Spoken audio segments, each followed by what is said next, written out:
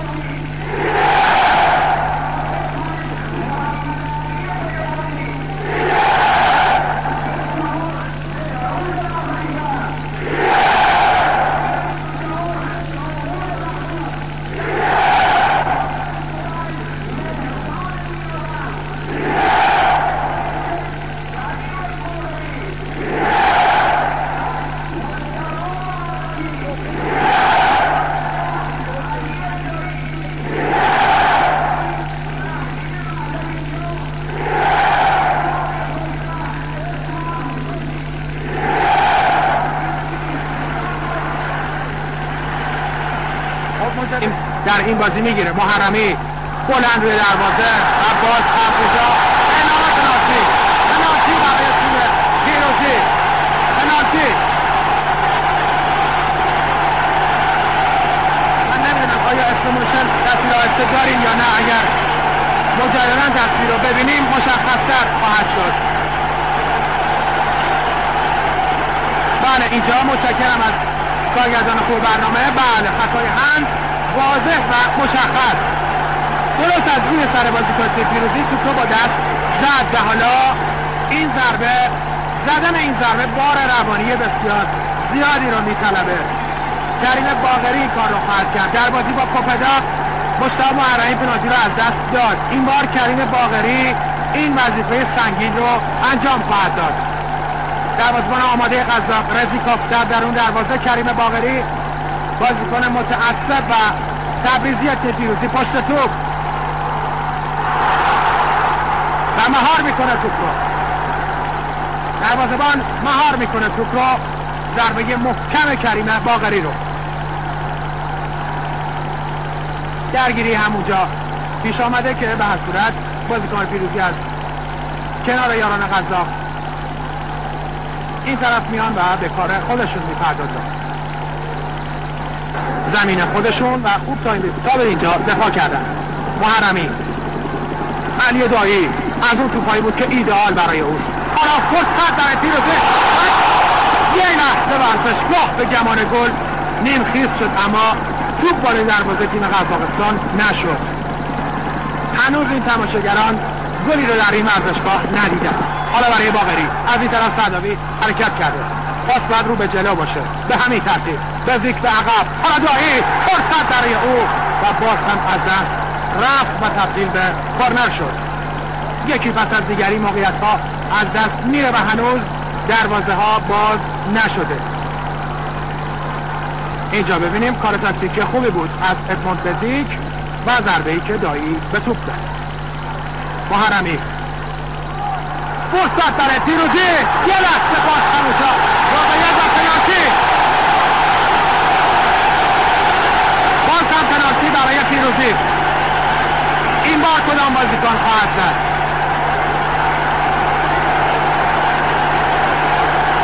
یک بار دیگه اگر تصویرش رو ببینیم بله اینجا مشخص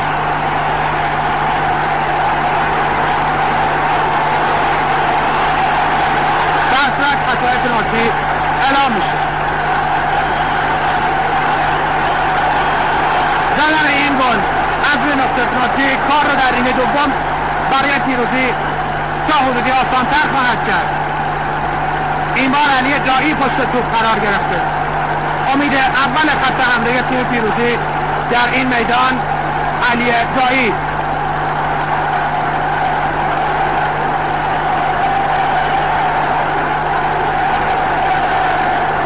یه تمرکز حواسی انجام میده. حالا چشمان 80,000 تماشاگر در ورزشگاه و میلیون ها بیننده تلویزیونی به این توپ و پاهای علی دایی و تیر دروازه گل.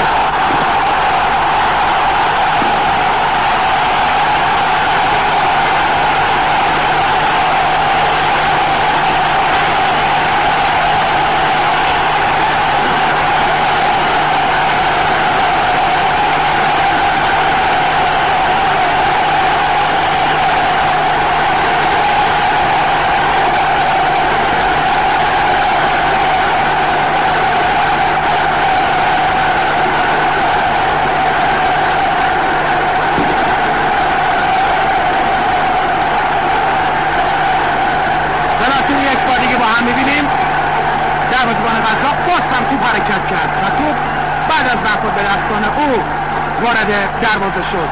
3-3 در دو بازی مساوی به اتمام برسه. به وقت اضافه کشیده خواهد شد. یه فرصت برای قزاق‌ها، عابدزاده و از بالای دروازه. حالا قزاق‌ها هم خودی نشان میدن و ثابت میکنن که میتونن بازی هدفداری رو در زمین اجرا بکنه. بزیک تا ثانیه های دیگر سوت بازی را به صدا در خواهد آورد که حالا به همین ترتیب نیمه اول بازی به پایان میرسه. توجه شما رو به ادامه برنامه آخرین روز هفته با ورزش جلب میکنم. در آغاز نیمه دوم مجددا در خدمت شما خواهیم بود.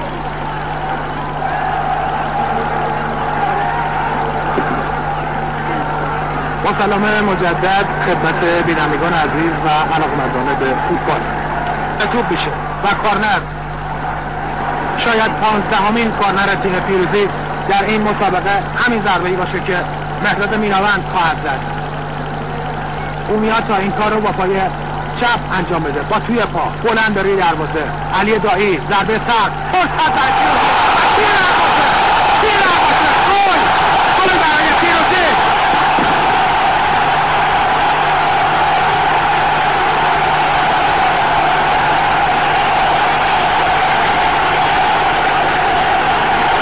یک بار دیگه با هم می‌بینیم.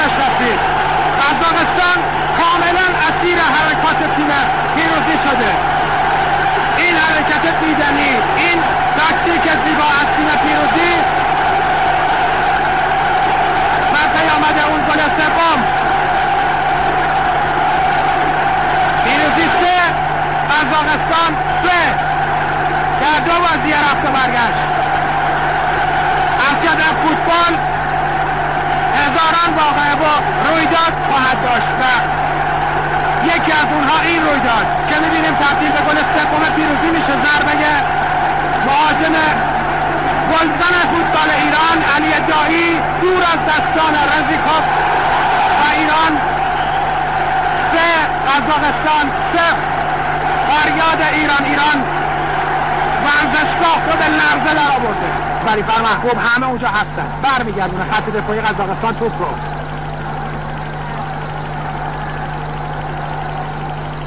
باز هم بلند علی دایی ضربه سر، فرصت برای توی دروازه کریم باقری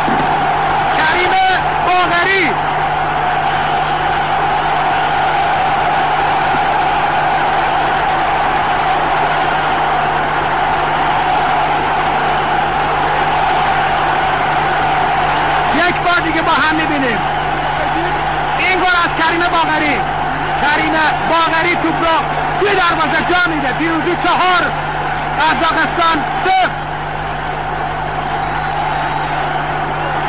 باز هم علی دایی است که این گل رو میسازه و رزیکوف مطلوب قدرت برتر فوتبالیستای کشور عزیزمون جمهوری اسلامی ایران میشه. رو به یک بازی منطقی هفته توپ و حالا رضا ترابیان باید توپ رو تو دروازه جا بده و همین کار و گل پنجم.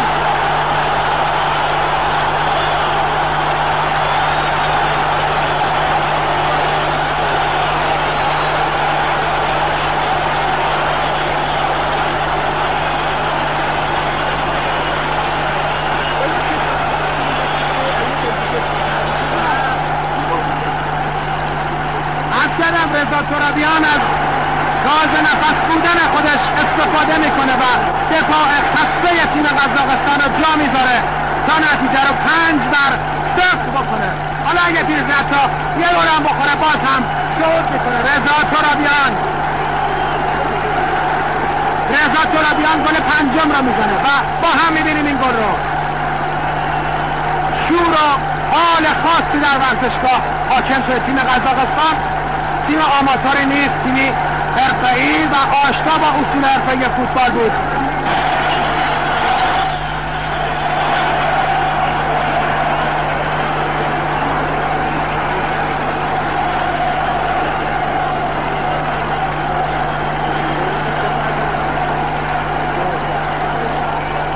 کورنر رو دروازه میاد کریم باقری و در دستان دروازه حرکت خوب تیم پیروزی مشخص میکنه که میل به خواستن یعنی پیروزی و امیدواریم که استقلال تهران هم در مسابقه هفته آینده به همین گونه با انگیزه و با شوق به پیروزی به میدان بیاد و افتخار دیگر برای فوتبال کشور ما بیافرینه. با این امید و با آرزویی که این برنامه مورد توجه شما قرار گرفته باشه با اعلام صعود تیم پیروزی از حضورتون مرخص میشم. شما را به خداوند